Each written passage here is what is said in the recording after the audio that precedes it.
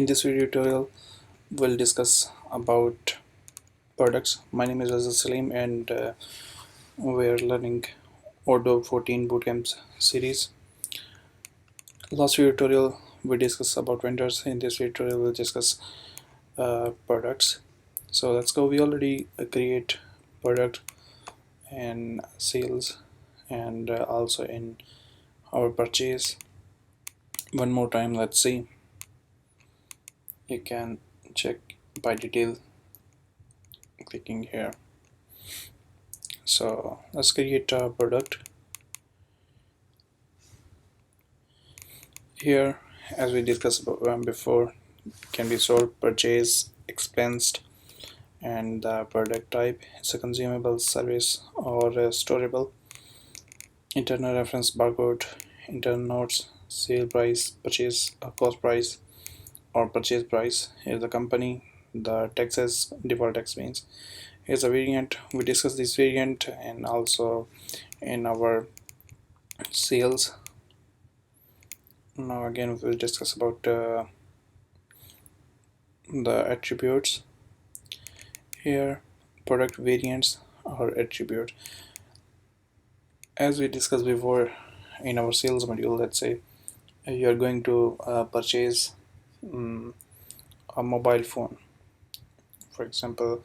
So they have 3 or 4 versions, separately by memory, by dimensions, by colors. They have a different prices, let's say.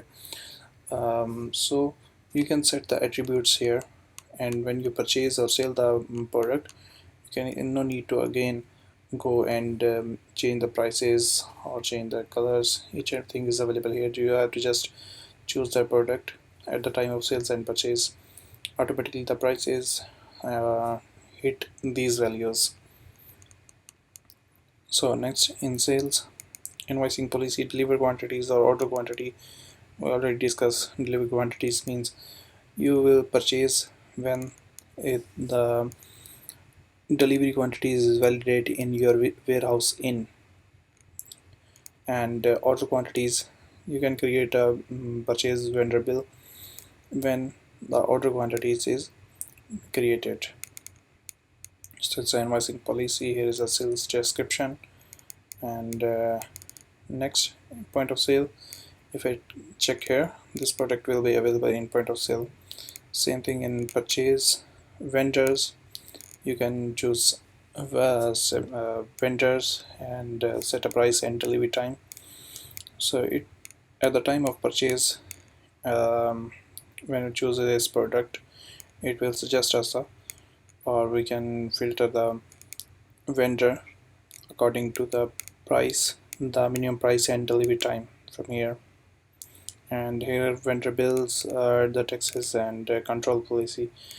For example, this one is on receipt quantity or order quantity, and here's the purchase description, which is print on purchase and description or vendor bill. Next one is inventory. Here is the route by manufacturing we have to purchase, and the logistic information, who's responsible, weight, volume, manufacturing, lead time, and some main time to manufacture this product, and how much time required to deliver this to a customer.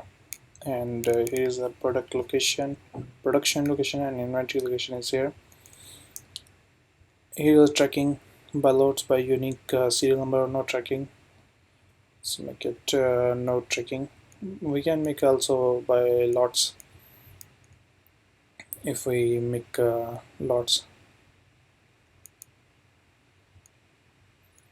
Setting this one we'll discuss later. And here, description for delivery order and description for receipt.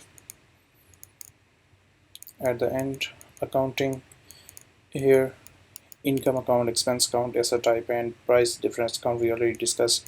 If we choose here product category, no need to select this expense and income account because we attach these account with our product category. Next, if I go to product variants. So it's giving us a warning the data will not save. Okay, here you can see this variants mean the products one, but three different variants. One sale price. The first one is aluminum black color, custom white, custom black. The first one price is 800, 750, 750, and on hand quantity also different and cost also different. If I go and open one from here, you can see one total sold unit is 11, on hand we have 40, and forecasted so 30. Product move reordering 0, bill of material 0, and the unit purchased so 0, and public price here. So it's a very good feature if you have different variants of one product. So in next video tutorial we will discuss about purchase reporting.